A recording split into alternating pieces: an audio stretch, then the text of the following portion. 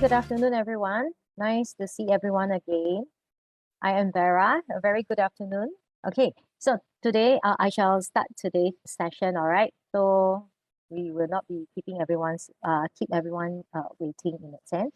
So okay, once again, very good afternoon. I am Vera from UOB SMU Asian Enterprise Institute, a unit within the Singapore Management University, and together with our partner, the Sustainability and Entrepreneurship Center from Sasin School of Management.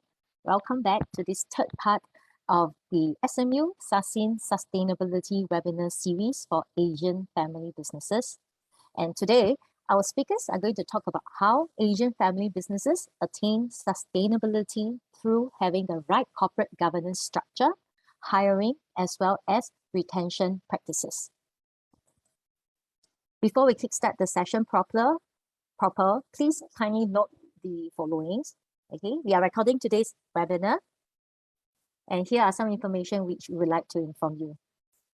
Okay, here is a quick overview. Oh, hold on, sorry. All right, sorry. Okay, here is a quick overview of today's program lineup. Kickstarting today's session will be Mr. Francis Chan, Executive Director of Titanium Law Chambers. Francis is a very good friend of ours. He has been helping us with webinars, seminars. Just I think last week or 2 weeks ago, we just had a session and we did it physically, and Francis actually brought us beer. So if you are in Singapore and you are around, next time we host such a seminar or webinar, please join us in the physical session. So later on, Francis will share with us the different ways in which family businesses may choose to achieve good corporate governance, professionalization, and talent retention. And of course, he will also be touching on a few points as to what are the common pitfalls, difficulties faced in doing so in terms of all these good corporate governance, professionalization, and talent retention processes, right? So you're bound to meet pitfalls, you're bound to meet some difficulties. So Francis will also be sharing with us how we can possibly overcome, and how by succeeding in doing this, in terms of the overcoming of all this, will allow the business to stay more relevant as well as sustaining itself for the future. All right. And for the second part of the webinar, we have invited Mr. Jorova Singh, Group Director, Operations of DJB Group, to join Francis in a robust discussion. And the session will be moderated by our Institute Director, Dr. Ang Satin. Okay, now, first up, let us now put our hands together to invite Mr. Francis Chan to kickstart today's session. Francis, can I hand it over to you? All right, thank you so much, Francis. Hi, Vera, thanks so much. Okay, I need to share screen. Okay, thanks.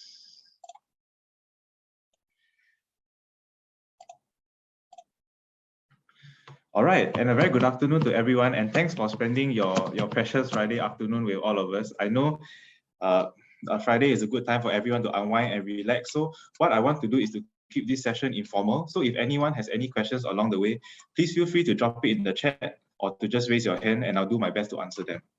Okay, so I just want to start with a quick introduction about myself. So my name is Francis. My background is in legal practice. I'm a lawyer and I've been in practice for almost a decade now, since my graduation from SMU, so I'm an old boy, right?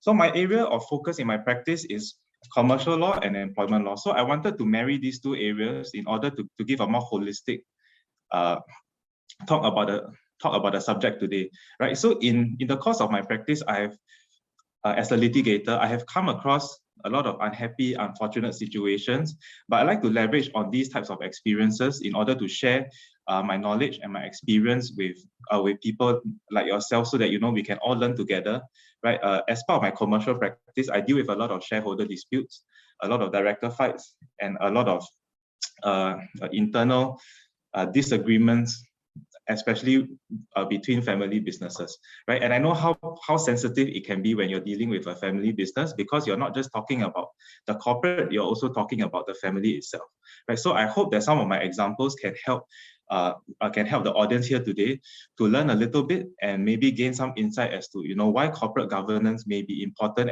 and relevant to you, what is professionalization, and how do we deal with the topic of hiring and talent retention. All right, great. Let me move on. Okay, so as with all seminars, I like to start with a story, right? To get all of us into the right mindset and to get all of us on the same page. Okay, so I'm going to talk about the story of Xerox. Okay, so all of us probably recognize the name, right? And I'm sure quite a lot of us probably even use their services in our office, right? Fuji Xerox, right? But what you may or may not recall, or you may not have heard about it, is that there was a scandal involving Xerox in the late 1990s to the early 2000s. What happened? It was discovered that Xerox auditors of 30 years, KPMG, they did not realize that Xerox were manipulating their financial statements by closing a $3 billion gap between actual operating results and the results that were reported to the shareholders. So KPMG, they were required under law to gather evidence to ensure that the financial statements were accurate, number one, and number two, free of fraud. However, there was a problem. When they went through the accounts, when they went through the documents, they failed to spot $1.5 billion of overstated profits. So KPMG had initially questioned Xerox over some discrepancies in the numbers, but what happened was this. KPMG did not report the fraud to the SEC, the Securities Exchange Commission in the US. This not only misled the SEC, but also investors, right? So what happened? Xerox's accounting department, they also manipulated their financial statements by accounting for revenue in periods before the revenue occurred. By doing this, Xerox Corporation was in violation of the revenue recognition principle by cleverly manipulating data using techniques such as cookie jar accounting, right? The generally accepted accounting practices, regulations in place then were precisely to ensure the preparation of accurate financial statements and to allow external stakeholders, mainly investors, to obtain a true and fair reflection of a company's performance. Right? So based on what I have said so far, it sounds that something had gone very wrong inside Xerox. Like how did these things happen? Right? And I'm not sure about you, but a lot of people, some of the first few questions that come to mind is, who is to blame? Where did the fault lie, and what and where was the lapse? Right? So by doing all these things, Xerox was able to circumvent accepted reporting standards by recording future revenues, earlier periods, thus falsely inflating income and surpassing shareholder expectations. So instinctively in your head, why did you think that they did all these things? Right? Why did they want to paint a certain picture to investors when that did not reflect the true situation? Right? So it is probably a combination of things, right? They want to make their company seem more attractive to investors, right? Maybe internally they want to, certain people want to report certain things to the management in order to get bigger bonuses. Right? I don't know, but what is clear is something went very wrong, right? And at the same time, in Xerox Mexico, company executives, they circumvented compliance with company procedures and concealed significant amounts of bad debt, right? And improperly recorded transactions, right? Again, what happened here? If this was done deliberately, then it was to achieve a certain purpose, right? It could be for some people to make their performance look better, to paint a better picture to investors, or if this was not done deliberately, then clearly internal processes could have been significantly improved, right? People were not doing what they were supposed to do, right? So what does all this show? Experts who commented on the scandal, they say that this highlighted Xerox's win at all cost culture, right? That they put success above everything else, including the need to follow corporate governance regulations, right? So this spurred certain employees, certain members of management to ignore corporate governance regulations, the internal corporate governance protocols, and to do all these naughty things, right? Which obviously resulted in the company being in breach of regulations. And you can see on the screen there were serious consequences for that. Right? And more recently, the same Fuji Xerox. Right, now this is the joint venture between Xerox and Fujifilm. Now they were faced with an accounting scandal. Right, you can see the headline, Yamamoto steps down as Fuji Xerox chairman over accounting scandal. So Fujifilm had been investigating the way that Fuji Xerox sales managers in New Zealand and Australia reported income from photocopier leases. So a committee of lawyers and accountants, they are specialists, right? They are hired by the company. They went through documents, they interviewed people, and they concluded that managers had overstated revenue by 37.5 billion yen, or based on today's exchange rate, is close to 400 million Singapore dollars, right? In a 5-year period. So why did they do this? Right? Again, when something wrong happens, we must always examine and assess the motivation, right? Because people don't do things without a reason. Okay, so what happened was this. How much a customer pays Fuji Xerox for a leased photocopier, right? If you have a business, you will know this, right? It depends on how heavily the customer uses the machine, right? Whether or not it is for business purpose, for personal purpose, so long as you use the copier, you have to pay something to Fuji Xerox. I know, because I'm a business owner and I get the bill every month, right? So even if one of my staff members is printing past year exam papers for their kid, I have to pay for it, right? So when billings fell short of projections, managers in New Zealand and Australia, they inflated their numbers in order to meet their revenue targets, right? And this was, of course, not found until much later. Okay. So why did I choose to tell these stories? Corporate governance is one of the buzzwords that most business leaders would be familiar with today, but not necessarily understand. These stories illustrate an even more frightening reality, which is that some corporations, they understand what corporate governance is and what is needed to comply, but they choose to blatantly ignore it, right? We can also see that failing to integrate good corporate governance into the business practices of the company can also have grave and serious consequences. Okay, so in this first part of the webinar, I will open the question of what good corporate governance means and how, in the context of a family business, such principles can be applied. Okay, so earlier on, I mentioned that my background is in legal practice. Okay, my experience will come from my perspective as a lawyer. So in my work, I often act for family businesses, both large and small, right? And whether or not you're a small business or a large business, there are challenges, and sometimes there are problems that are faced, and sometimes these problems can be traced to not having proper corporate governance, right? And this happens, and I will talk about this later on, right? But this happens when family businesses fail to transit properly from a small mom and pop shop, a small family business, over to a large corporation, right? When large corporations apply frameworks that were used by a small business, then that's where you have trouble, right? Because your practices, your protocols, and your framework has to continually change and adapt to the business that you're doing, right? And maybe you started with one family member, maybe the father or the mother of the family, head of the business, right? And as time goes on, more and more members get added, right? The uncle, the auntie, the son, the daughter, the cousins all get added to the business. And then by the time the corporation grows, the frameworks may not be enough, may not be relevant to that anymore, right? And where there are no proper frameworks to deal with certain issues within the company, which I will talk about later on, that's where problems occur, right? So I will speak to you from this perspective and from my experience in helping several clients overcome issues from poor corporate governance, right? If I can, and as we progress, I will share some real life examples with you, right? But without the names, of course.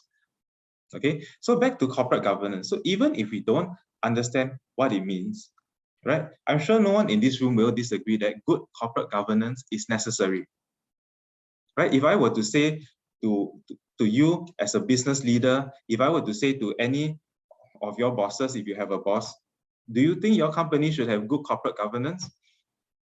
I'm willing to bet every dollar that no one will say no, right? Because it sounds like the right thing to say, right? But what are you saying yes to, right?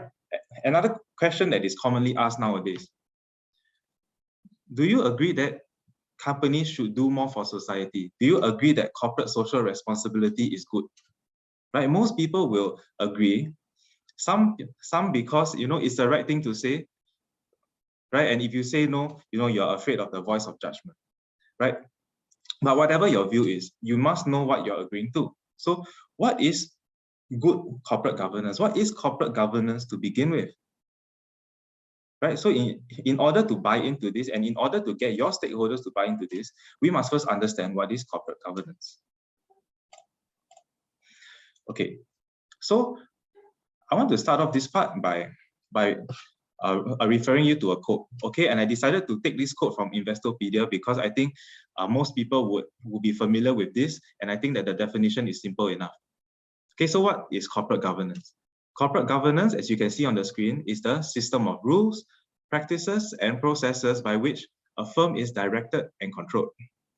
Corporate governance essentially involves balancing the interests of a company's many stakeholders, such as shareholders, senior management executives, customers, suppliers, financiers, the government, and the community. All right, it's a simple definition, or at least one of the simpler ones that I could find. But what does this mean, right? Let's go in a bit deeper and let's unpack this statement, right? What are the main themes that we can identify from this statement, right? Take a couple of moments, read through the statement, think in your head, what main themes shout out to you? What do you see in this statement when you talk about when we talk about corporate governance? Okay, corporate governance involves, at its very core, rules and accountability. Right? Of course, there are of course, that's not all, but these are the main themes that I want to focus on today. All right, rules and accountability. Every organization needs a set of rules. Right? Small organizations may have a set of rules, possibly even unspoken rules. Right? Maybe when your organization is small, you have less than 10 people, you have a common understanding of how things are done. You have a set of unspoken rules, perhaps even one might call it gentleman's rules, right? Of how you want to conduct business, right? Of who's the boss, who is to be listened to, things like that, right? To guide the conduct of your business, to guide the conduct of the business owners and the employees, right? For example, a sole proprietor, right? You will hardly find a sole proprietor who has a 100-page book on how business is to be conducted, because he is conducting business by himself, right? He has no need for a huge book of written rules, right? But as you get larger, right, and family businesses range from the small to the large. There are many listed family businesses in Singapore and around the world, right? And if you look into these businesses, you will realize, what do they have? They have written rules, they have more comprehensive rules, and perhaps even a handbook, a playbook, or even a set of policies that relate to corporate governance, right? As you get larger, the number of stakeholders you have increases, as does your risk exposure, right? So more rules are needed to reduce the number of blind spots that you have, to ensure that the interests of all stakeholders are addressed, and also to ensure that people know what to do, right?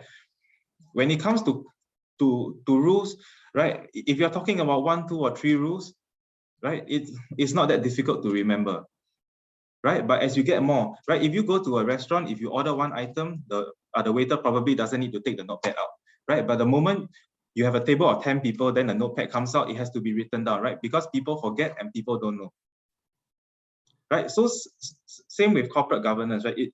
It ranges in comprehensiveness depending on the size and type of your organization.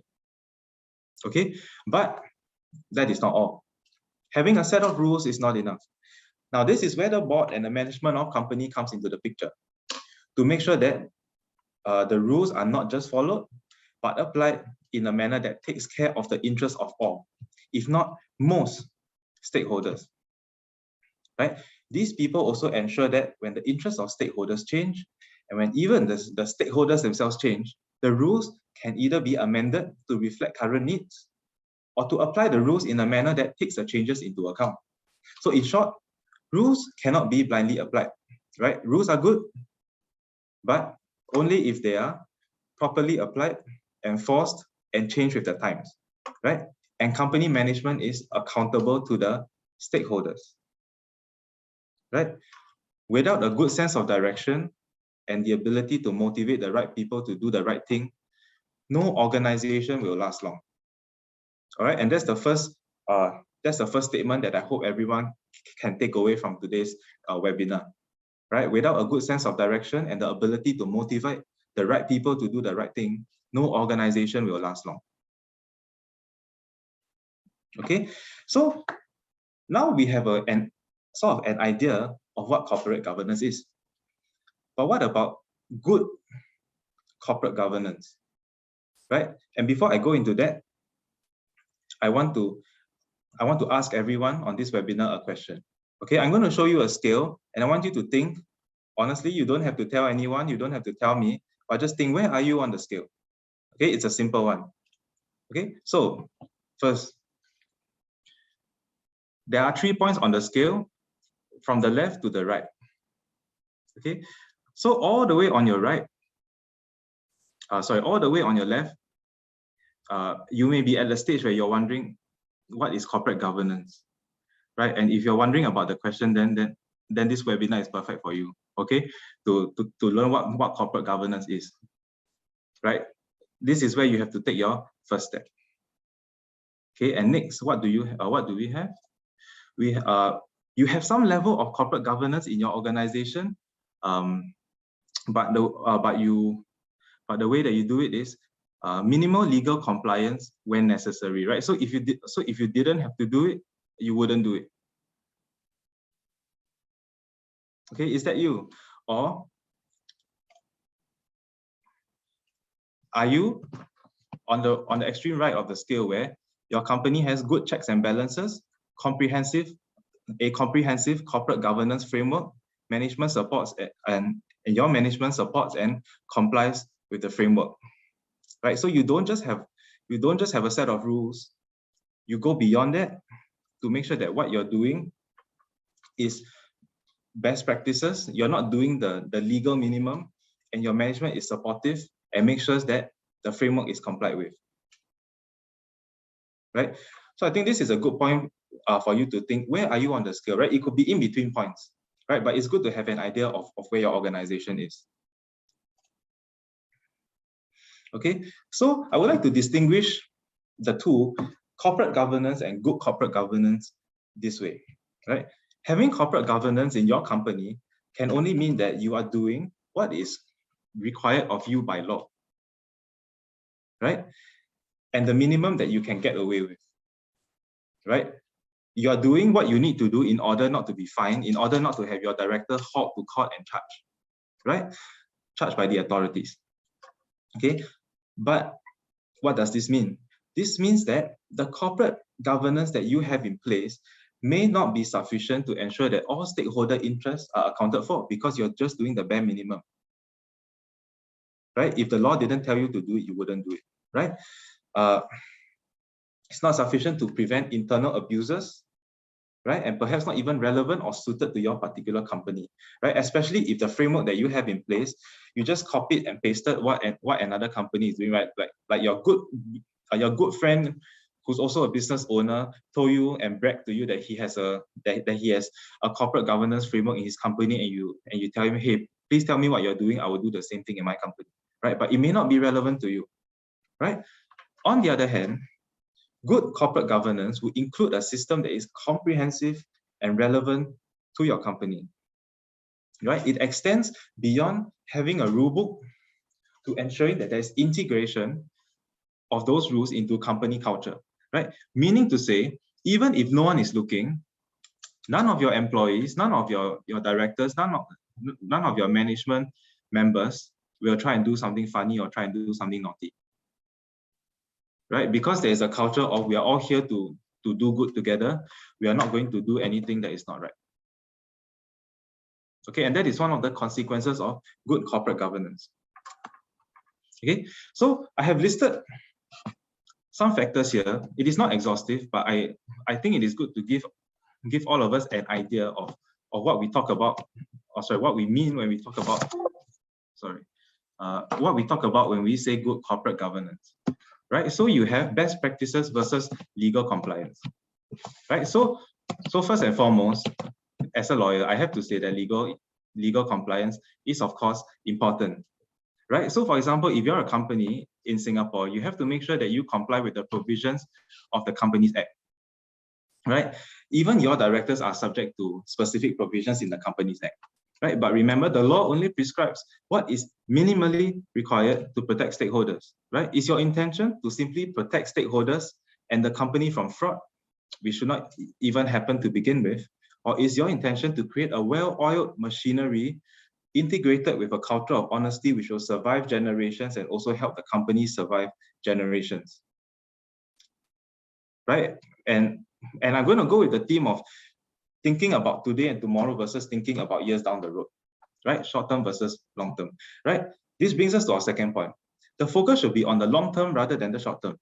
Does your company favor short-term shareholder interest over long-term profitability, right? Don't forget, every business decision has the potential to impact not just the shareholders, but also employees and society, right? No matter what your company does, there's a potential impact to society, right? A culture of focusing on short-term profits may compromise the company's interest in the long run, right? Which may lead to adverse consequences such as loss of jobs, right? Loss of jobs and loss of whatever goods your company produces, whatever services your company produces, society loses that, right? And if you recall the story that I told earlier, the win at all cost mentality that Xerox appeared to have prompted its people to take shortcuts and ignore necessary corporate governance practices, right? Third, for corporate governance to even succeed in the first place, you need the leaders of the company to walk the talk, right?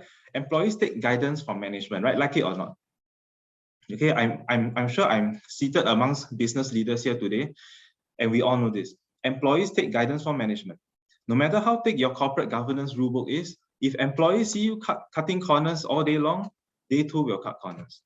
If they see you ignoring checks and balances, they too will do the same thing, right? It's management's job to build the culture and to be an integral part of the culture, right? Take this example, all right? Imagine if your company, your management organize a CSR activity, right? For example, beach cleaning, right? It's one of the easier things to do, right? Go down to the beach and pick up rubbish, right? Organize beach cleaning on a Saturday morning. 50 employees turn up. But all these 50 employees, when they assembled, pick up the trash bag, pick up the tongs to pick up the rubbish, they looked around. They saw no one from management in attendance. Do you think the next time the company calls for volunteers, these same 50 employees will still turn up? Chances are they won't, because they did not see anyone from management there, right? Management was not walking the talk. Okay. On the other side of the coin, and to see the contrast with good corporate governance, we must also know when corporate governance fails. And again, I invite you to think back to the story of Xerox, which I mentioned earlier. Right? Failing to detect misconduct like fraud. Right? This raises questions. First, why was fraud perpetrated in the first place? Right? Why did it even happen? Was it for the personal gain of the perpetrator? Or was it simply a result of someone trying to take a shortcut? Right? Someone, instead of wanting to write a 100-page report or go through 100 documents, decided to forge the numbers so that he or she could go home and watch Netflix with a glass of wine on a Friday night. Right? I don't know. Right? Second, why was fraud even allowed to occur? Could it have been due to the failure of a supervisory system or the lack of having one to begin with? Right? These are questions that corporations have to sit down and reflect on when fraud or misconduct happens. Right? Yes, somebody did a bad thing, but why did I allow this bad thing to happen? Right? You could also have instances where the board fails to take action, and this can be caused by a variety of factors. Right? One will be lacking the knowledge of what needs to be done. Right? You don't know what you don't know. Right? You don't know what you don't know, or it could be the case that you were given knowledge, you were given advice, but for some reason or another, you chose the easy way out and you chose to ignore it. Right? I have had occasions where companies engage me to go through their corporate documentation, their HR documentation, and to give a report to them and say, please, Francis, tell us how we can improve our corporate governance, how we can improve our HR policies and practices. And I do that. And with my team, I sit down, I go through the documents, we interview people, and we put out a report to the company, right? And I'm only going to say this from the perspective of my family business clients, right? A lot of the time, not all, but a lot of the time, after putting up the report to the board or to the relevant officer in the company, they come back to me a few weeks later, and when I ask them, hey, so what are we going to do next? Their answer to me is, oh, we put this up to the founder of the company, but he felt that the changes were not necessary and he did not want to make the changes. And that's the end of it, right?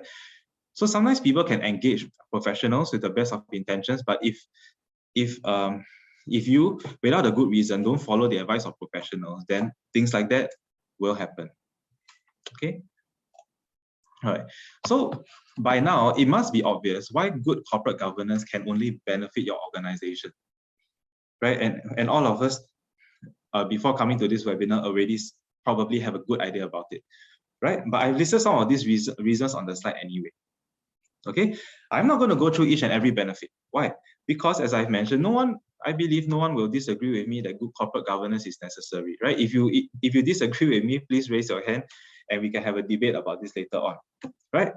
We know that it is good, right, when done properly, okay? But why is it so difficult for some companies to implement a framework despite knowing that it is good? Inertia, right? And this inertia can be strong in a family business. But for those from family businesses in attendance today, I urge you to try and see things from a different perspective, right? Nobody likes change. Okay, not nobody. Few people like change, right? It is always easy to do things from your comfort zone, from where things have always been done all along, right? But why have good corporate governance? And this ties back to the issue of sustainability, right? Without corporate governance, your family business can only go so far, right? And even if it goes even if it goes far, it will be so much more difficult for you to pull your business along as compared to when you have good corporate governance. And this then ties into being able to implement a good succession plan for the takeover of management of the business, to push the business to the next generation, also to get strong investor stakeholder buy-in, right? All these things are critical factors for the sustainability of a business, right?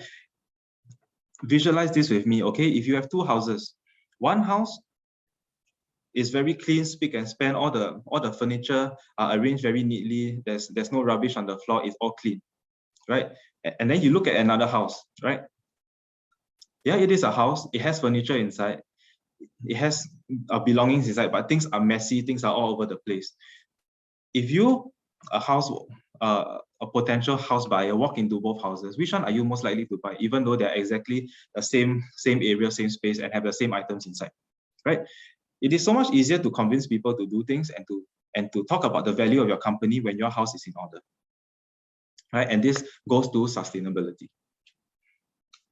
Okay, right. So earlier on, I talked about the inertia of family businesses taking up corporate governance, right?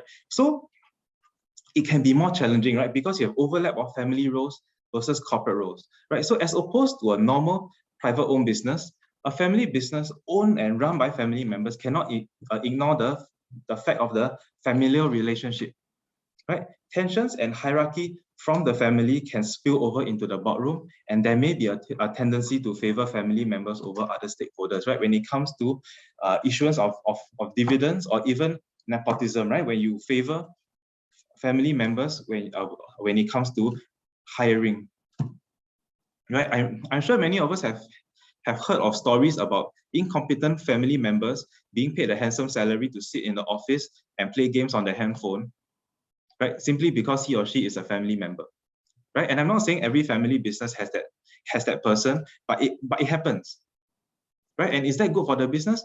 No, right? Is it good for the business owner? Maybe, right? But that's not good for the business. And implementing strong corporate governance would ensure that these things do not happen, right? It's good for the business from a commercial perspective, but perhaps that may cause tension within the family, right? And then you have legacy decision-making frameworks. What do I mean by that? If you talk about a family business that was started maybe 20, 30 years ago, right? As a one-man company, now has grown to 100, 200 person company, right? Along the way, some frameworks will have been developed, right? Hiring, board decision-making processes that may have been relevant 20 years ago, but the founder who still sits on the board still wants to use those same frameworks. And does it work? It probably doesn't as your business grows, right? But due to certain personal issues, emotional issues, or the desire to preserve legacy, these things do not change, right? And that becomes a huge challenge for family businesses to implement strong corporate governance frameworks, right? Because it needs to move with the times. Okay, then you have the absence of diverse and independent views, right? If your boardroom is only filled with family members, right? Especially if the family members have only ever worked for the family business, right? From graduation, they graduate and then they work for the business, and that's the only business they've ever known in their life. What happens? One issue that arises is that your board members, right? Basically the people who run the company, they don't have the breadth of experience and exposure to industry best practices or new trends. Right? Let's say you're an F&B company, right? You make noodles, right? These people only know the way your company makes noodles, right? They don't know how your competitor across the street does it. They don't know what the restaurants in the other side of town are doing. They may not be in tune with the latest trends. And I'm not saying that that's a bad that working for your company since graduation is a bad thing. I'm just saying that if these family members don't take the extra effort to go out there and to see what's outside there, what are the new trends, what are consumer preferences, what are other companies doing, then your company is on a back foot. Okay, and finally, the dominance of one view, right? It is quite common in the Asian context, right?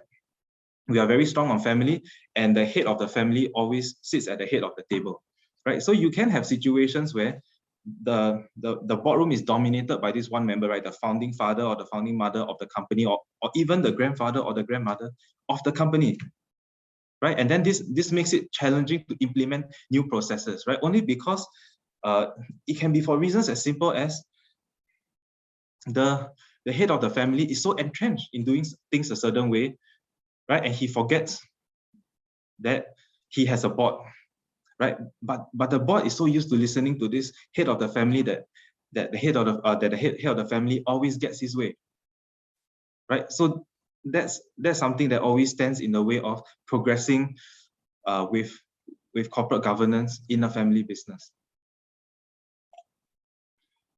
Okay, so how do we integrate good corporate governance into the family business, right? So corporate governance is necessary for, and don't forget, right, an Asian family business, or any family business for that matter, is still a business, right? And all businesses without exception need good corporate governance, right? It will enhance your company's performance, it will get your house in order, and it will enhance longevity of the company, right? Remember, a house in order is always easier to sell and much nicer to live in. Okay, next.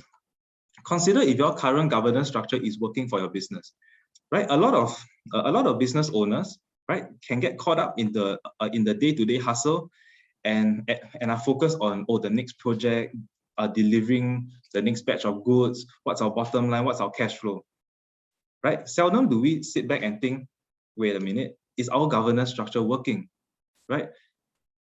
Do you feel that the way that decisions are made in your company makes sense, right? Is there a lot of shouting during your board meetings, and does it get adjourned 2 or 3 times before somebody finally puts their foot down and make a decision, right? If you think that your current governance structure is working, then my question to you is, how do you measure success, right? You can't say it's working unless you have data to back it up. right? As a business owner, as someone who is accountable to the board and to your employees, you certainly need something more than your gut feeling. Okay, so how do you measure it? Do you measure it based on your company's financial performance, right? So your company's profit outperforms every annual target, right? That is one, right? Or do you look at your company turnover rate? I don't know, right? Different companies will have different yardsticks and benchmarks of success, but what benchmarks does your company use, right? So don't just say, yes, it's working. No, have a benchmark and tell me, based on this benchmark, does the data support the conclusion that what you're doing is working for you? Okay, next, starting point. Are your practices compliant with the law and your company's constitution to begin with, right? So this, of course, needs no mention, but you may have hired a lawyer to do your company constitution and to do maybe a shareholders agreement or a family charter 20 years ago, right? So 20 years ago, at that point in time, in the year 2000, your documents were compliant with the law. But as we all know, the law progresses very quickly. So do your documents take into account the changes in the law from the year 2000 up to now, year 2022? Right? If it does not, then maybe it's time to reconsider, to take a look and engage a professional to work with you to ensure that what your company has is in line with current best practices and legal requirements. Okay. Last, does your current governance structure permit uncommercial decisions to be made?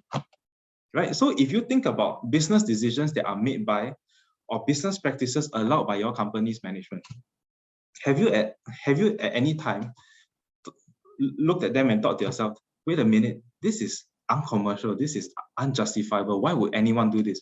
Right. So earlier on, I mentioned nepotism, right? Where some family businesses bring in their family members, if only just to give them a job and keep them out of trouble, right? But these guys don't contribute to the company, right? Not that they are useless people, but maybe their skill sets just don't belong in the company, right? And they just sit there drawing a salary. It doesn't make business sense. And the question is, how was this even allowed to happen? Right? So then one must continually look back at your corporate governance framework. This is always a work in progress, right? What is relevant today is not relevant 5 years later, right?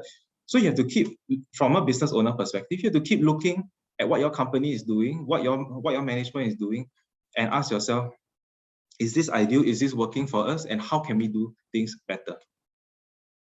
All right, so that's for corporate governance.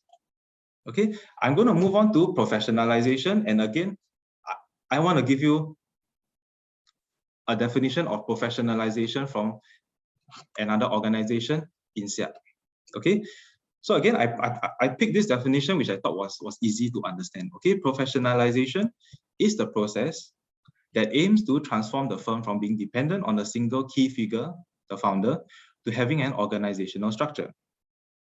Okay, so first, let us not confuse professionalization as the transition from family management of a business to non-family management. Right? This is what is most commonly thought of. And yes, it is one of the possible ways in which professionalization can occur. Right? For example, when the family appoints a non-family member to lead the organization, but they themselves remain as owners, as shareholders. Okay, professionalization does occur when changes are made from the founding family structure to be relevant to the current group of employees and managers. Right, again, I like to talk about a family business that has been alive for decades, right? What was done 20 years, 30 years ago versus what is being done today, right? And this can involve the decentralization of decision-making power from the founder or the family to a new board of directors, right? Family members may or may not continue to sit on the board and may even be redesignated to other roles such as being the general manager, assistant general manager, or the head of department. Right? An external CEO may also be appointed. Right? These are not uncommon, but one must recognize that these are huge steps for family businesses, right? Especially those that have been tightly controlled by the family for decades. It is not easy to let an outsider into your house, into your bed with you. Okay. However, and if done right, your business may benefit from the transition to an organization with high performance, ethics, and relevance. All right. Okay. So when professionalization and how, right? So the first question to ask is, when should you professionalize your business, right? So again, this is not something that is necessary, right? Earlier on, I was talking about how corporate governance is critical to every business, but professionalization for your business does not may not necessarily be something that every family business has to go through, right? It depends on the nature of your business, how your business is managed, and who is involved in your business, right? But here are some non-exhaustive factors to consider as to when it is time to professionalize the business. So for example, when the business is experiencing or anticipates strong rapid growth, right? And the founder or family management does not have the necessary expertise to bring the company to the next level of growth, right?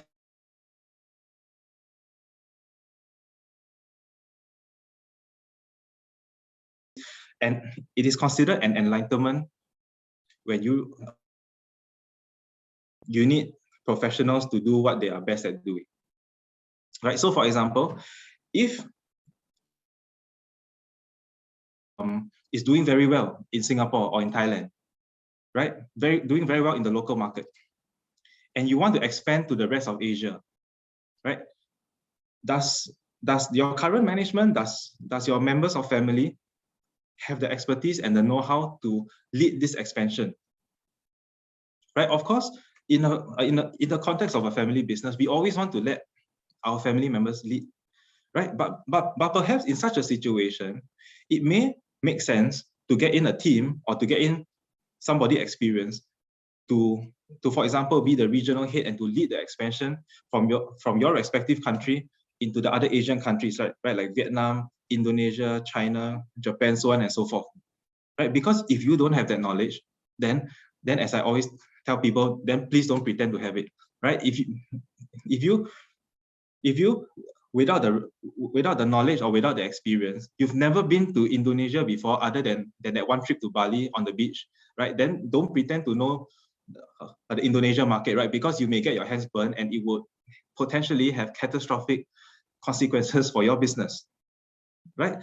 Another factor to consider is when you want to hand over the reins of the business over to the next generation.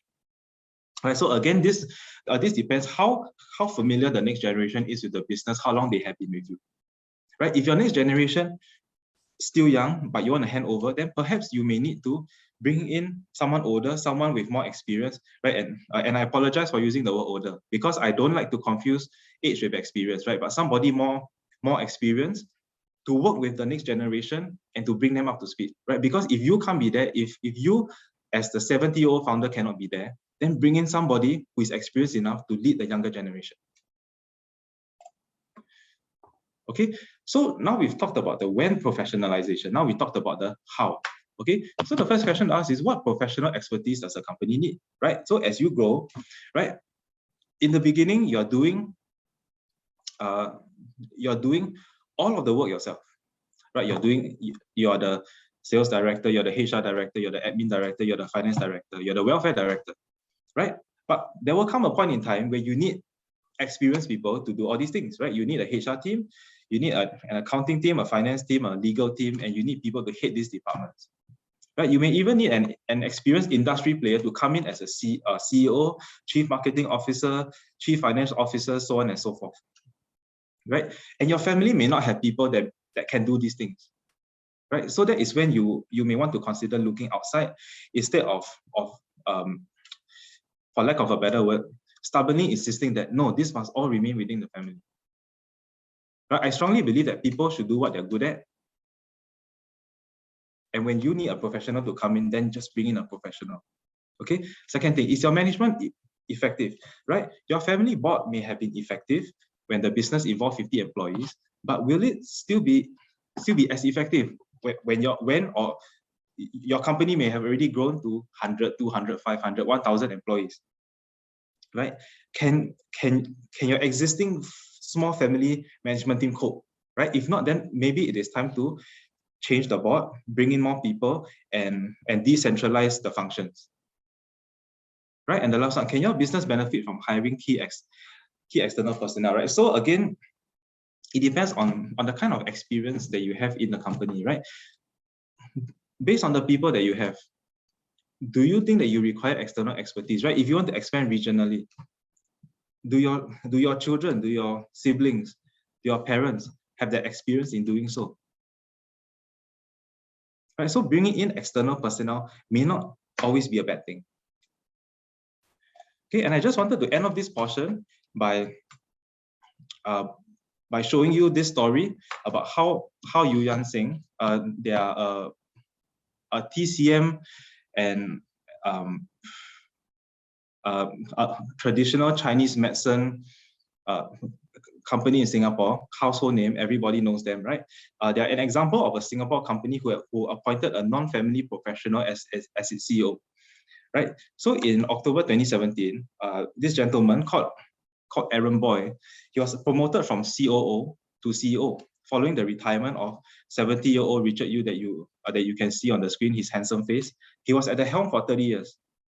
Right, so Mr. Boy was the first external CEO in the 140-year history of the TCM business, right? So this succession was in the works for 10 years, right? And the Yu family still continues to control the business. They have, I think, around a 24% stake, right? They did not want to have a sudden shock transition, so they made these plans 10 years ago, right?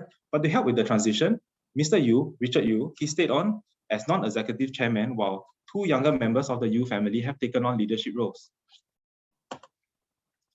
Okay, so when it comes to bringing in an external party, it does not necessarily mean that you chase all your family members out of the company and you bring in a new team of external people that's just ready to gobble your company up.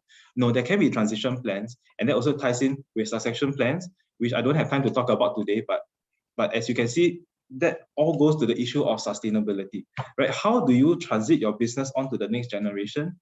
And how do you make sure that 2, 3, 4, 5, 10 generations later, your business has the tools to succeed?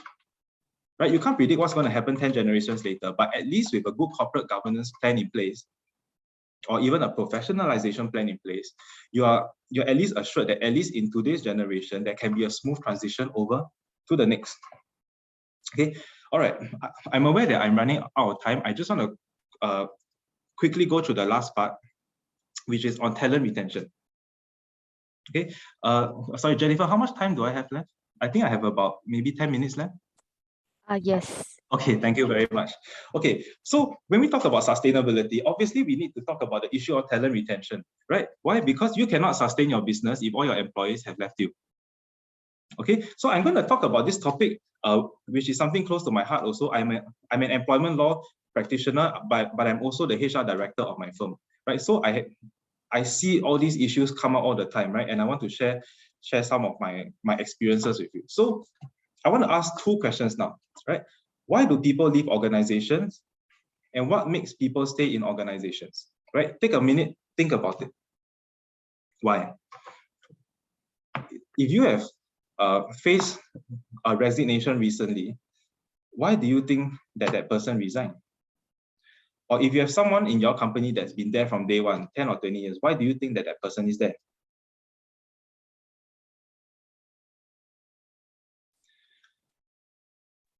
Okay, I'm going to share a secret with you. The answer is most likely not money. They love their bosses. Yes, people love their bosses, right? People love the culture of the company, right? Maybe 30, 40 years ago, in the post-war era, right, where people were focused on putting food on the table. Yes, maybe money was the key consideration, right? But not anymore, right? When you talk, for those of you who have experience in hiring younger people, right? Money is not the key consideration anymore, right? Because people are more affluent, right? So for some people, really, they don't need your money, right? But why do they work? They work because they want a higher purpose in life? And that goes to the question of what higher purpose does your company have? Sorry. What higher purpose does your company have? Right? Do you just hire people, pay them a salary, they work and they go home? Right? Or is there a culture that binds your employees together? Does your company have a vision or have a mission, right? To improve the world, for example. Right? Of course, we all can't be Apples or Microsoft, right? But does your company have a story? And if you're a family business, I say you're in a highly advantageous position, because every family business has a story, right? Who doesn't like going to a family-owned restaurant that's been there for 50 years and you flip open the menu and you read the heartwarming story about how this restaurant started as a push cart at this corner of the road, and it has now grown to become an organization with 200 employees, right? Employees identify with your story, right? And as a family business, you are well placed to not just tell them the story, right, but to involve them in the story, right? What is your organization's vision, mission? What do you want to do? How do you want to improve the world, right? When people buy into that, right, and it's much easier to get people to buy into that, because one can never have enough money, right? You can offer this person $5,000. There will, I guarantee you, there will be some employer out there that is crazy enough to offer that person 10,000, right? But if that employee buys in with your story, buys in with your vision, and your company walks the talk, right? You do CSR to benefit that segment of society that you say you want to look out for example, youth at risk, elderly people, disabled people, right? Then employees know, I have an employer who cares, right? There's a bigger purpose that they can identify with, right? So of course, then at the very basic, right, as I said earlier, people quit bosses, right? Most of the time when people leave, it is because of toxic management, because of toxic bosses, right? And as a family business, I'm sure you will want to have a certain culture in the company, right? But do you go down to the trenches and make sure that the culture permeates all the way to the bottom, right? It's easy to sit in a board meeting and say, okay, we want the company to be A, B, and C, right? But do your managers also identify with that? Do they carry out their vision for you, right? Because if they don't, then that may be, well, the reason why your people are leaving you. Okay, so then where are the limitations in a family business, right? So I want to ask the first two questions. Number one, is there a glass ceiling? Right? Why is there a glass ceiling? Because if you only reserve top positions for family members, then your employees will know that, oh, the furthest I can climb is to senior manager, because head of department and above are all reserved for family members, right? So if you're the employee, how long will you stay in this business? Will you not rather go and work for a company that if you put your heart and soul in for 10 years, you may be a head of department, or you may be a director one day, right? And is it even good for your business to have such a glass ceiling, right? Why do you want to reserve all the important positions for family members? If the family members truly deserve that role, then that's fine. But sometimes they don't, right? So beware of having a glass ceiling in your company, because it sends the wrong signals to your employees, right? Number two, are non-family members treated differently? So again, this also ties into the issue of succession, right? A lot of the time, and I'm not sure where this term comes from, but in Singapore, we have this term called white horse, right? Where this person is the son or daughter of somebody important and is given preferential treatment, right? When employees see that kind of thing, it can be highly demotivating, because then the employees know that the company does not value your work, right? The company treats people based on who they are, not what they do. Okay, and I believe that none of us here are from companies that are like that, but I'm just saying that if the answer to the first two questions is yes, then there is a problem, and there perhaps needs to be some internal reflection as to how this can be changed, right? Because changing that would be good for your business, right? But if the answer to the above two questions is no, then how do we motivate employees to stay? And I've covered that in some detail earlier on, right? Is your environment welcoming? purpose-driven or is it toxic? Right. Number two, are your managers being good bosses? Right? Are your managers carrying out your company's vision, mission, and contributing to the culture that you want? Right? Or do you have no idea at all? Right? Because then if the answer is no, then it is time to start examining what are people on the ground doing. Okay, so in the interest of time, I just want to conclude here by saying that when we talk about sustainability in the business, at least from where I see it as a lawyer, I think that the starting point has to be good corporate governance, right? Getting your house in order so that everyone is on the same page, right? At the very least, because there's a document to get everyone on the same page, everyone knows what to do so that there is no miscommunication or misalignment, right? So with that, you can work on taking care of the interests of all your stakeholders, right? And your stakeholders are not just you, not just management, not just employees, but it also includes people outside, right? The government, society, right? Especially if your business is something that caters to the general public, right? If for example, you're an FMCG business, right? Your business is wide impacting, right? So consider the impact to that, right? And also, once you get everything in place, it ensures a smooth transition from this generation to the next generation, right? It ensures that you do things in a sustainable manner because then, number one, you of course stay out of legal trouble, and number two, when you have a good corporate governance framework in place, you have professionals doing what they're supposed to do, and you have everybody rowing in the same direction, then you can be sure that your organization is on track to becoming a high performance and high ethics organization, right? And as business owners, you will know that can only be good for your business. Okay, so I shan't drag on any longer. Thank you so much for listening to me, and I look forward to answering any questions that you may have later on, maybe after the fireside chat. All right, thank you very much.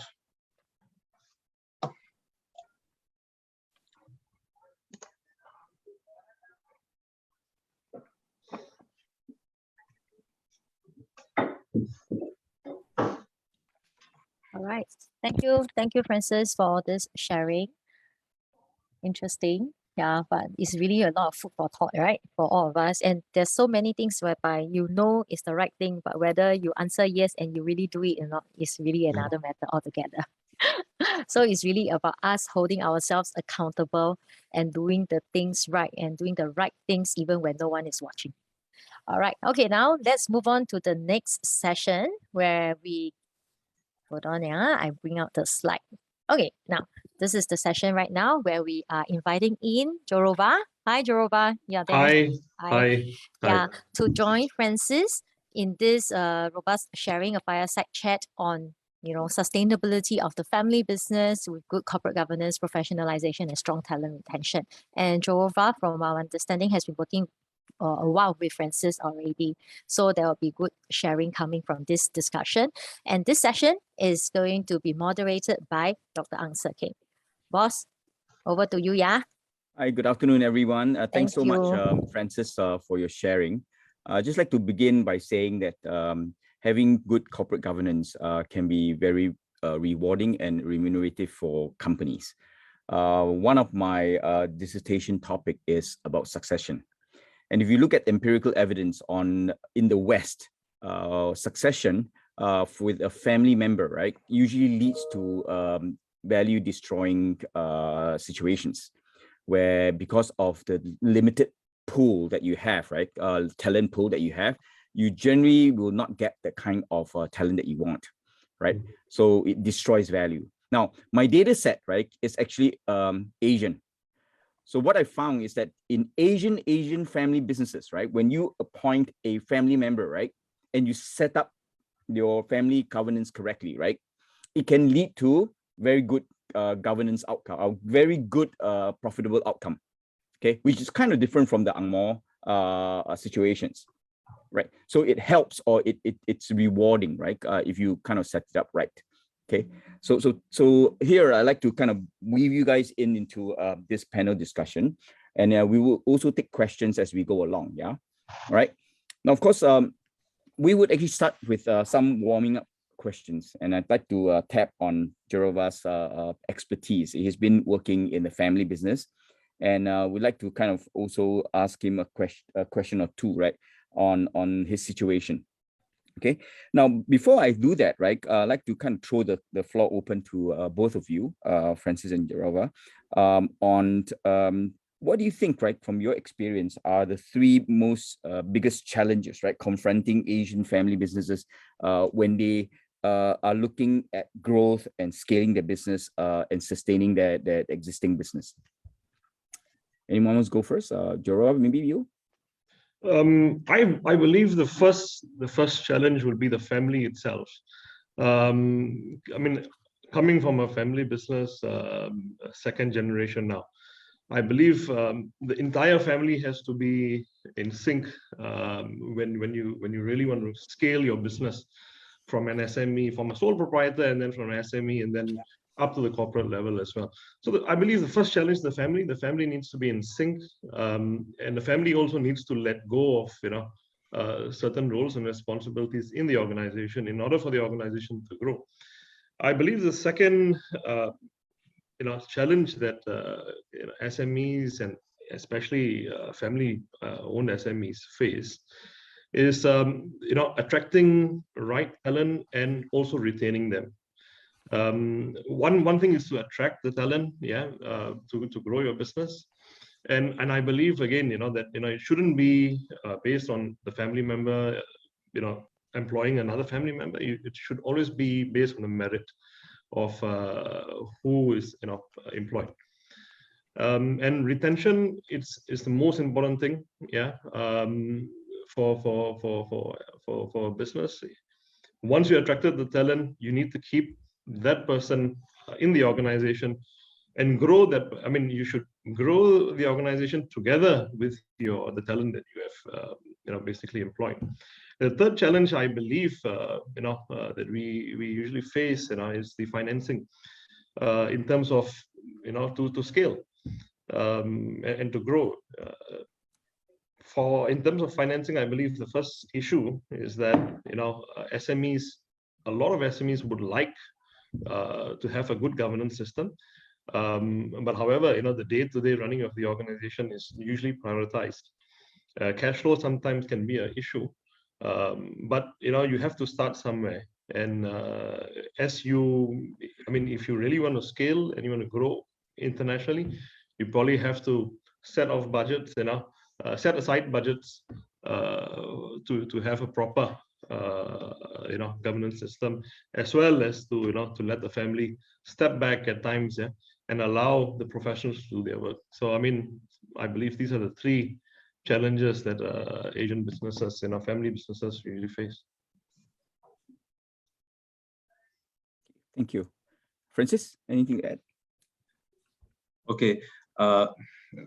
Jerava's the expert because he's from the family business, but from my humble view as a lawyer, I will share this one point. I got a client recently facing an issue. So it was a business that involves two families, right? Two different families. The two founders came together about 25 years ago to start the business, and as time went by, the family became more involved in the business. But what they did not do was they did not account for passing on their share of the business to their family members. So unfortunately, they reached a point where they got into a fight. They couldn't agree on how to continue managing the business. Fingers started pointing here and there. And so now they're in an unfortunate situation where my client wants to make sure that he can pass on the business to his family members. But in the company constitution, there isn't a clause that allows that, and in fact allows the other co-founder to block him from doing that. So the moral of the story, I suppose, is having something in place, to thinking ahead, right? Making sure that you have the documentation and the mechanisms in place that somewhere down the road, when you want to hand over your business, the company's constitution or the internal procedures allow you to do that, right? Because sometimes you get too excited starting the business, you don't think about what you're going to do 10, 20, 30 years down the road, which is normal. But at some point in time, when your business has taken off, has stabilized, I think that is something that people should start to think of. Otherwise, that will really get in the way of scaling and passing the business down to the next generation. Very good. I guess a dynamic view of governance as you grow along, right, is a really important part of making sure that your structure remains relevant, right, to the particular stage of the life cycle that you're in. I think that's really important for us all to know. Okay, so Jorava, we know of your family business through the website. A nice website. It has been around for over 30 years, right? Yes. And maybe you want to tell us something about the origin, the size of the company, you know, the kind of succession path that you and accomplishments that you have. And I understand that you have quite a number of accolades, right, for your company, DJB. Yes. DJB was started by my father 35 years ago. So it was your typical 1980s, startup where, dad basically went out and he started, doing business. So he started up with, in terms of manpower and, and he ventured into construction as a subcontractor. So, I mean, with the right mindset, he grew the business as an individual, to a certain, to a certain size. And then we had very good people around us in the 1980s and in the 1990s as well, that led to the growth of the company. And we managed to grow from a small subcontracting company to basically, having our share in the Singapore landscape. We've done some iconic projects here, in Singapore, quite a fair bit actually, for main contractors. And as we grew over the years, we got into main contracting as well, and we started growing towards, the Australasian, in particular Auckland, New Zealand, the markets over there. We did a lot of developments and contracting and even property development in the UK. In the early 2000s, and at the moment we have grown our organization, from a subcontractor to a main contractor to now a developer, but in a boutique, boutique developer instead of a MNC, developer. So yeah, it's been 35 years, and we have transformed ourselves from a small role to a larger role as an organization. Yeah, and accomplishments, I'll say, yep, we have shown that we've got a couple of awards, in terms of successful entrepreneurs, in 2012. But I say that the biggest accomplishment is being 35 years on and you're still growing. I think that's the biggest accomplishment, I would say. Okay. How many employees do you have, you think? Currently, we employ in Singapore close to 350 employees. Wow. And in New Zealand, we also do have, at least a good 50 over people that work for us.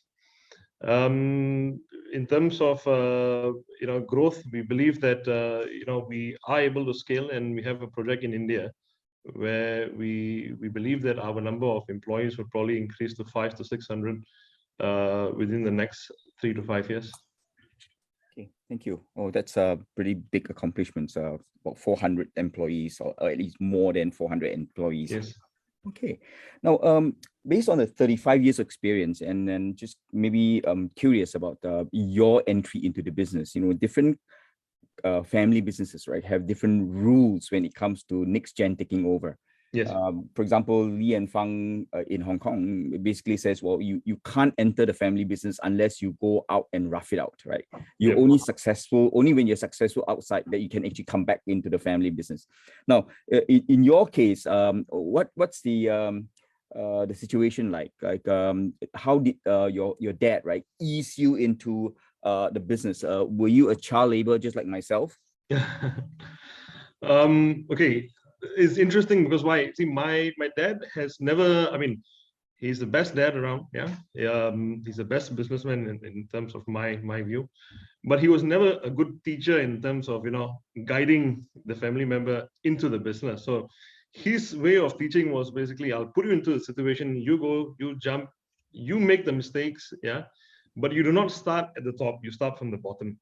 So I remember joining my father, operationally, and I started, running just the labor portion in terms of, the workers' dormitories. I started from there, and then I slowly grew up together with the organization into, selling, marketing for him, yeah, in marketing for the company, and slowly, progressing up, the ladder. So I mean, I won't say that we didn't rough it out in the general employment market, but it was never, a position guaranteed for us, even though being the child of the boss, So and in the meetings as well, we have never been allowed, to make decisions only until that it's passed by a number of directors, and then end of the day, boss, aka dad, signs it off. So it's been a progression instead of a seat awaiting us for DJB, especially for myself. Okay. In terms of the governance structure, right? Right now, who runs the business? Is it you running the business? What about external hires? What is the management structure like? Can you share some of that in your board governance? Yeah. You see, I mean, we realized that it's always good to have an external person running the organization. So, I mean, the family is very much involved in the business. And when I mean involved, we are involved in the group of companies. Yeah. So each individual firm that is under the group has its own managing director and its own team. And this is definitely not a family member. It's a person that we've hired from the from the employment market, and we find that this person has got the relevant skills. Yeah. And we allow that person to run the organization, and give their view of how things should be run. I agree with Francis' slides totally, because it's sometimes we may not have the expertise to take the company to where it should be, and you need the right people around you, and so that's what we did. So the company structure is. It's run by external, management, yeah, in terms of other people that we have hired. But end of the day, it still goes through the group of companies before a final and a sign off by by the group. So in terms of running of the group, the day-to-day operations is handled by myself, and anything that's above a certain threshold of investments and costs usually goes up, to my father. However, again, like I said, the day-to-day runnings is of the entire group is overseen by myself. Francis, just a quick comment on the structure that he mentioned, right? It's very kind of clean, right? That family members get involved in the group level. And then each of these subsidiaries, right, it's helmed by, is that the only structure, or are there other ways you can think about structuring a family business that kind of gives a external managers, right, really good sense that they can actually drive the business? Yeah, so I think ultimately, right, I think the way a lot of modern family businesses are going is to work hand in hand with the non-family member. Right, because I think maybe that used to work in the past, but I think nowadays a lot of, at least the younger generation, acknowledge that there are certain things that they can't do on their own. So it is either they work hand in hand with the external party. So for example, you can appoint an external CEO, but the board, who is majority family member, still has oversight of the company, because the CEO ultimately reports to the board, right? Or it could be that the family members just say, hey, you know what, you guys run it, but I still own the controlling stake in the company. So ultimately, even if the board has no family member in it, the board ultimately reports to the family. So ultimately, there is a one-up level of control, right? Like CEO to board or board to the shareholders. Okay, thank you so much. And in terms of like the humble beginnings, right? When you guys started, when it was small, like was it already set up like that from day one, or at what point do you decide that you've grown significantly, right, before you start to have such a structure, a two-tier structure? My dad has always been very forward thinking. He's always planned for at least 10 years in advance, and for his financial planning, he's always planned 20, 30 years in advance as well. So my dad has always created this structure,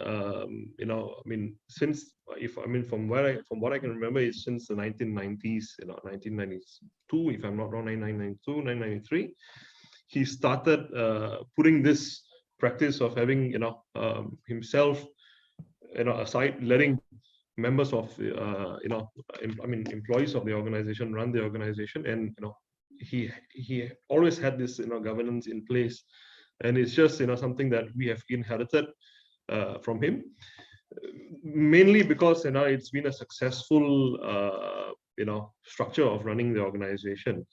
And again, as you scale, as you go global, and as you grow in your business, it's important to have this structure where it's easier for even for the family members also in the future to understand the business and to take over whenever necessary. So it's always been, to answer the question, it's always been like that. Okay, cool. Thank you very much. It's interesting that your dad's so very forward looking. 10 years is a long time to plan. Okay. Another question on your company. I saw from the website that you guys serve quite a number of big companies. Yes. And as you know, local and big local corporations and MNCs are very demanding in terms of their needs. How do you actually manage that that relationship? I mean, you have a relationship with a client, and that the MD, the external MD, actually has that relationship with, at the operating level, right? Yes. How do you ensure that you actually keep that success going with people come and people go, right? With professional managers, and retention is such an important thing. Now, what's the secret sauce for making sure that you can sustain the business even though people come and people go?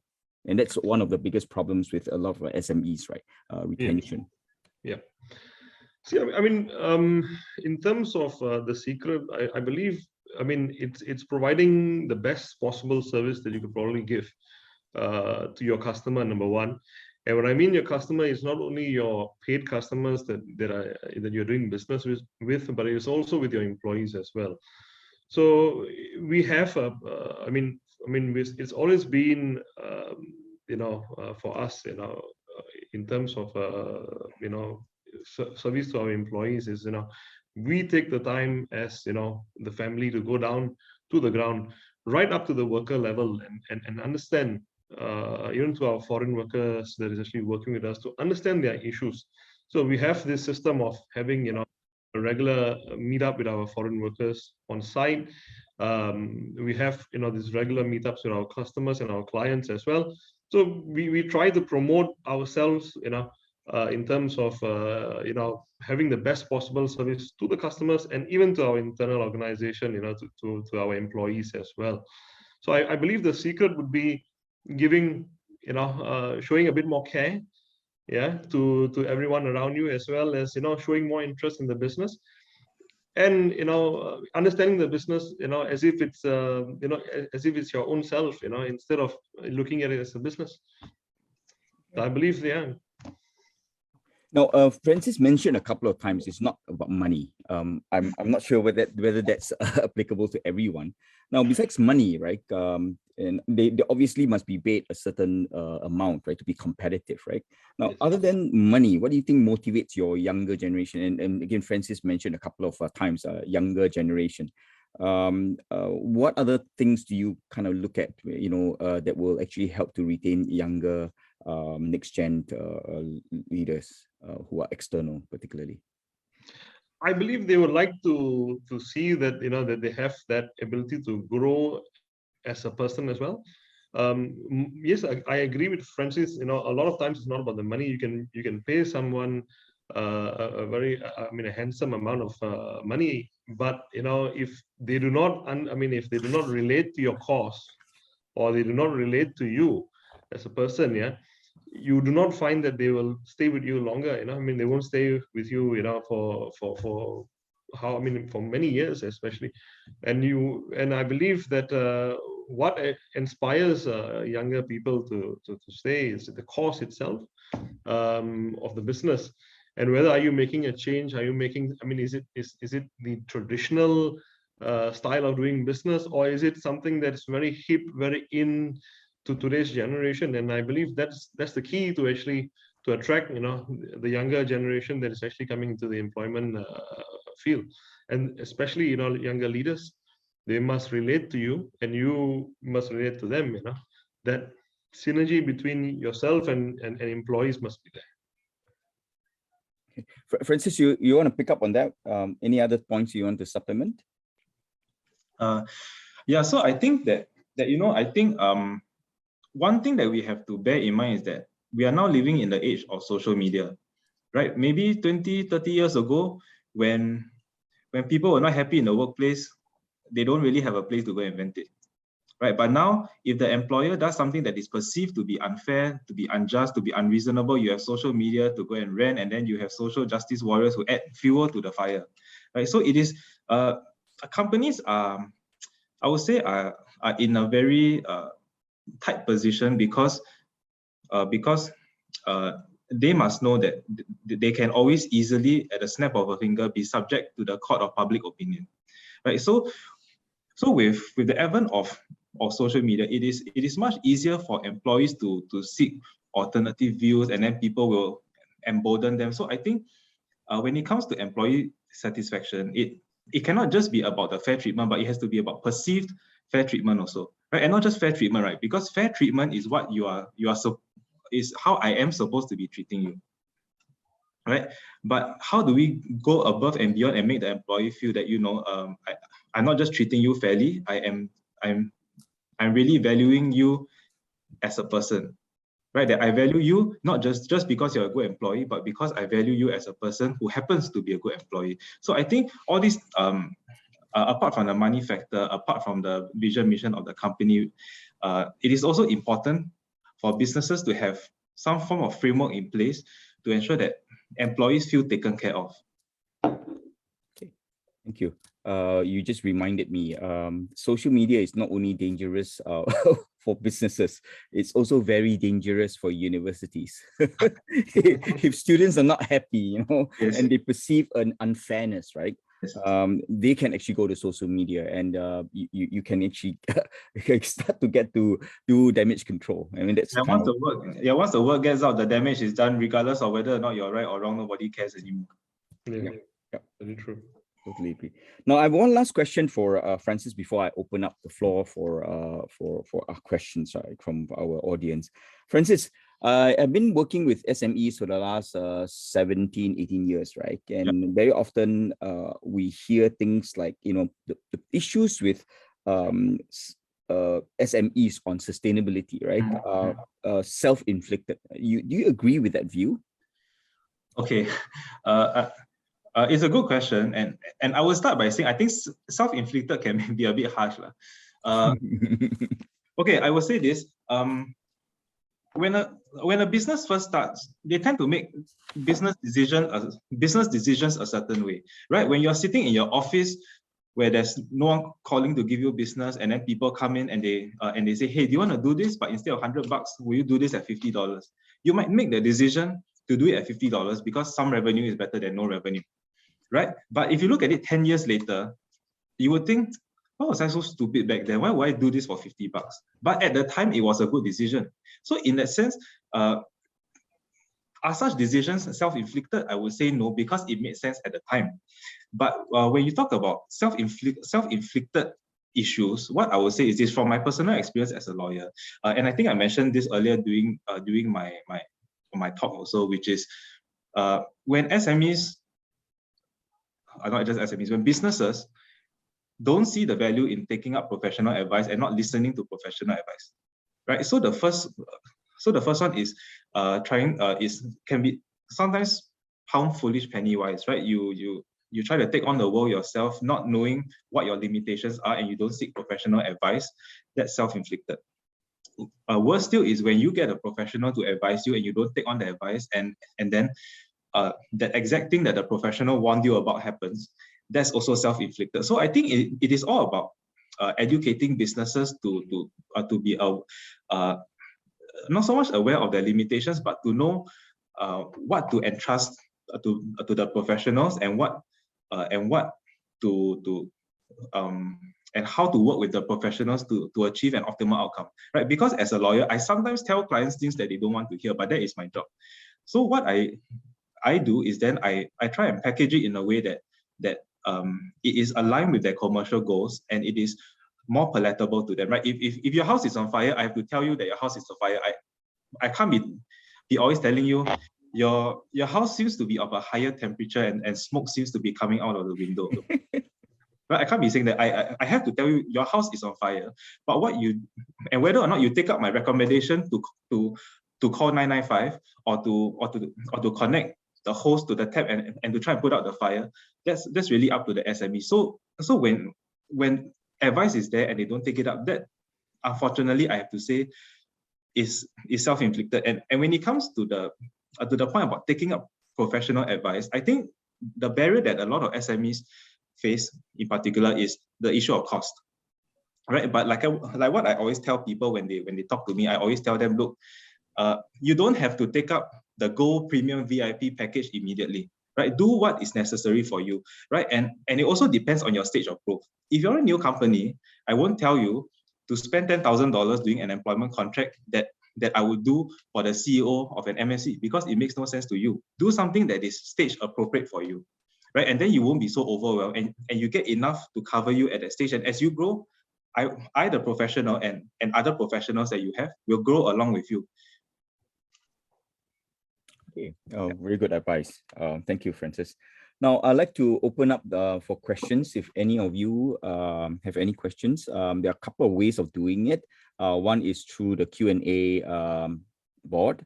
The other one is by raising your hand and asking the question directly to the speakers. Any takers? Sorry, I cannot give you class participation points. Huh?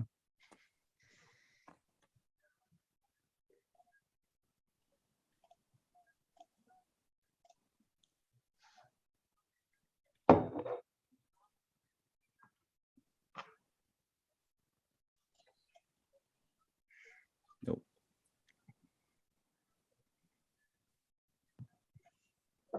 Or you can type it into the chat box directly, actually, or that will work as well.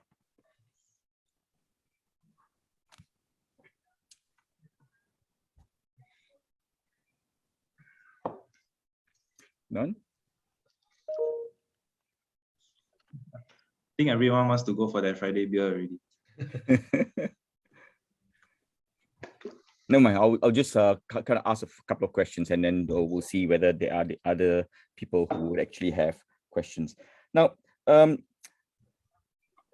what do you think will actually where do you think DJB is going in terms of its growth and its expansion? You know, is there well visioned? Your dad is still pretty much in control, and he again you mentioned 10 years of forward planning, right? Now, where is it going, and what do you think will continue to be significant challenges for a successor such as you? DJB within the next, I mean, what we have actually planned for is to expand our property development business around, especially globally. Being HQ'd in Singapore and already having that presence, in a couple of other nations, we do plan to have offices, regional offices in other countries as well, mostly into the North American markets, Middle Eastern markets, as well as Europe itself. So we do plan to have growth our property business, as well as our services in terms of construction, AEC services business, including BIM modeling, which is software that helps construction companies and AEC companies to prepare their building drawings in advance. So we do intend to have our offices regionally in these countries, these areas that I've just mentioned. The significant challenge would be, again, as most SMEs do face, is the financing of this. Having the lack of substantial amount of line of credits is one thing that will obviously will make a difference. For example, we have a development going in that's projected, that's being developed in India. It's of a different tier in terms of development. Getting the financing for such a development is also a big challenge. That's I believe the most significant challenge. And then the second thing as well is, as we have more regional offices, we probably need to have we need to have right people around us at the right time, and we'll probably have to be able to replicate our success story in Singapore in all of these other countries that we plan to grow in, while keeping the core values of DJB alive. Yeah. Okay, thank you. Francis, Yeah. in terms of professionalization, a lot of SMEs they have people, and then they start to lose employees, right? And then professionalization then will create issues of losing not only the professional, right, but also customers, as I mentioned earlier, right? Now, legally, right, are there things that SMEs can do to ensure that the departure of an employee does not also bring about the loss of value? Yeah, and I would say that this is a problem that almost every company in Singapore faces, right? And the problem is this. The problem is that a lot of, and the way to legally protect this is through non-compete clauses and non-solicitation clauses, right? But the problem with these clauses is that in Singapore, they are generally unenforceable, right? They are generally unenforceable unless the employer can show certain things to show that, for example, there's an interest to be protected and it is reasonable. So the employer starts on the back foot because I, the employer, bear the burden of proving to court that this clause should be enforced. And if I can't, then the court will say, sorry, you haven't met the threshold, I'm not going to enforce it. So what a lot of companies do is, unless they are big enough to have an in-house legal department, what they do is they go and Google non-compete clauses and pull up the first few templates they see, the one that looks the most comprehensive and sexy or whatever it is, copy and put it into the contract. So this doesn't work because it has to be very specific, such that when you go to court, it can be enforced, which is why I help a lot of companies to understand, what category of employee do you want to restrain? So I will say, I will do one for the C-suite level, one for the senior management level, one for the middle management level. But then I will tell them, your receptionist, forget about it. You know what I mean? So it is all about having properly worded clauses such that when your employees leave, you have that peace of mind that when you go to court, or even when you tell the employee, hey, don't forget you have this clause here, right? Then you have better standing to enforce it and to tell the employee not to do anything funny. And that's what I do a lot. A lot of employees, they leave, they take the clients, they take the entire team with them, they go to another company. Then I have to write to them and to their new employee to say, hey, there's a clause there. If the clause is not properly drafted, the new employee will just laugh it off and just ignore. Right, but if it is properly drafted, then the parties involved will take it more seriously. So that's something important to consider. Okay, and is that something that BJB has started or has done to safeguard your interest? Is that quite common as well? Yes, we have. I believe Francis will be the best person. We've already started this process of modernizing our documentations. Number one. ensuring that we have the proper legal channels available to us. That's second. But third thing as well, that we have done in DJB to complement what Francis have just said is to make our lingo of our policies and procedures more friendly to today's employee market. So a lot of people nowadays they find that certain clauses may be a bit demanding of them. So you just probably have to find the right words in the contract to place to ensure that you protect yourself legally, at the same time you are able to attract talent. So yes, I mean the answer is yes, we have already started this, thanks to Francis. Hey, Gerard, you mentioned that you started from ground zero, right? Or Yes. at a very low level, right? In your next generation, right? Are you doing the same? I do plan to have this trend to repeat with with the next generation, because I believe that just placing a family member into the position, you do not, number one, you do not have that experience to make a decision as a fresh person into your business, and you need to understand the business from the core, which is not from the top. You have to come from below. You must understand how the mechanics below work. What are the issues that your employees or your customers face? What are the issues that possibly management would in their busy schedule be able or may not know of. So, and I believe that yes, the next generation will have to go through the same thing, starting from below, working up the ranks, and understanding the business, understanding the customers, and understanding the world at large, before sitting into a position where they can make a decision or start directing people to work for them. Okay, cool. I've been working with next gen leaders for the last maybe 8 years to 10 years. And very often they are in a very unbearable position, right? You see that they're often like so stuck in between, right? The employees are looking at the next gen, right? Leaders thinking, oh, you should be walking on water. But then they are stuck also with the founder who needs to be assured that you don't kind of mess up the whole legacy, right? Now, how do you balance that? Is that your experience as well? I believe how you balance it is you have a mixture of good people around you.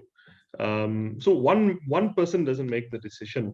And it shouldn't be one person makes the decision in any organization. That's what I believe.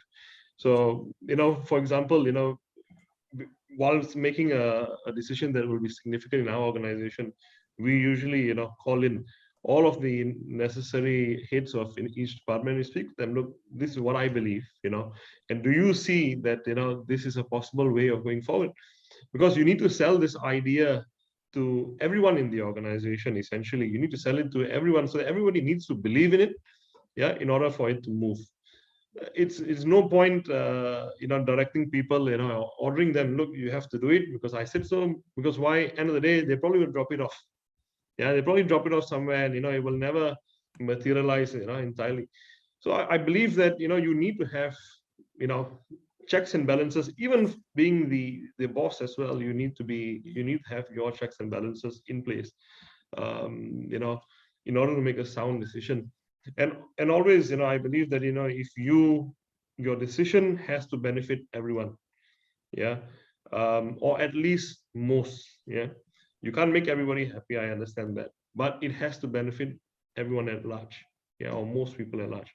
If your decision causes hurt to someone, or to a certain category of your employees or anyone in the market or even in society as well, that's one failure personally I feel, for myself, if ever that was to happen, but so I believe you need right people around you to make right decisions.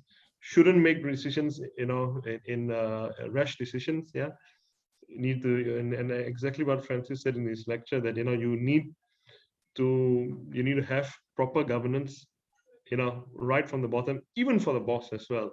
You need to be governed appropriately, and you should, I believe in over governance actually, so that you do not make the wrong decision at any point of time.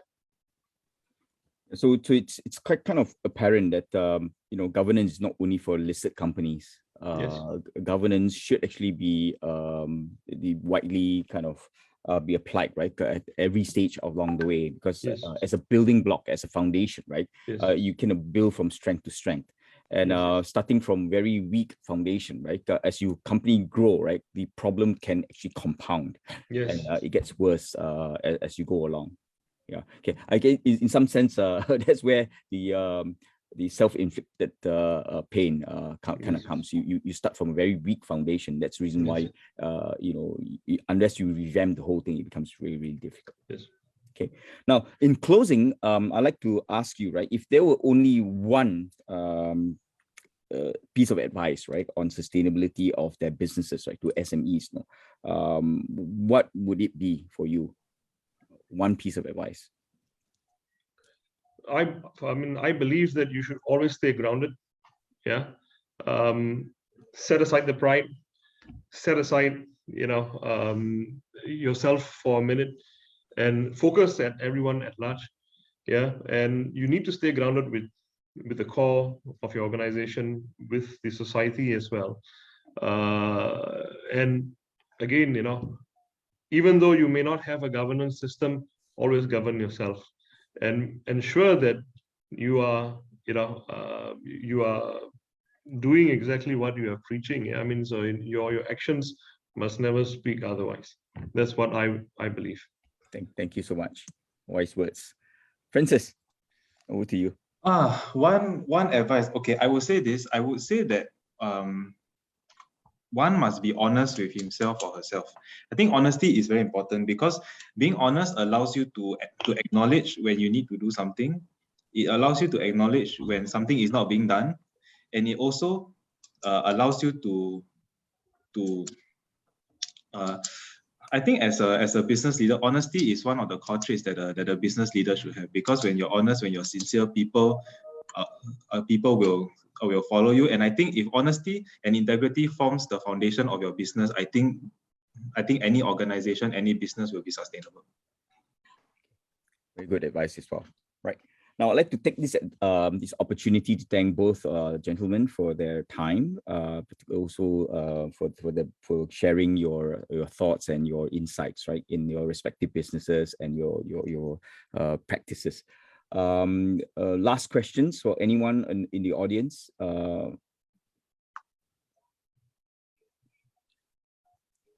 Right, if there's none, let me hand the floor over back to Vera, Jennifer, and I'd like to thank all of you for being with, spending the afternoon with us. Vera, please. Yes, I'm here. Hello. Thank you so much for this sharing.